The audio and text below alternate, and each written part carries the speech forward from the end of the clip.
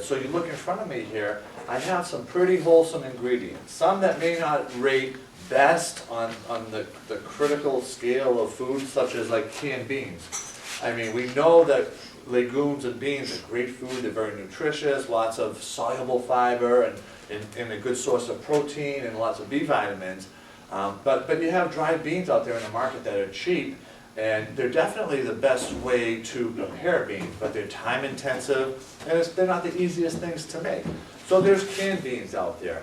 No, they're not the best on the list, but they're a pretty good choice out there, and it's not a big sacrifice to go from dried beans, the best, to second best, and a close second, canned beans. And when you think of all that in the context of how busy we are and how likely we are over time to continually, every week, make dried beans and have them available to us so that we can reap the nutritive benefits from them, it starts to become, more realistic to have the second best, the canned beans, available to us. And we kind of talked a little bit about that. But it's a great food, legumes are, all legumes are, and it's something that we need to be taken in. So a very realistic way to take them in is in the canned form. But if you look at these ingredients, these are the kinds of foods, from Monday through Friday, and even on the weekends, truth be known. But say from Monday through Friday, those days that I work, those days that I'm busy, I want to be getting these foods into my body.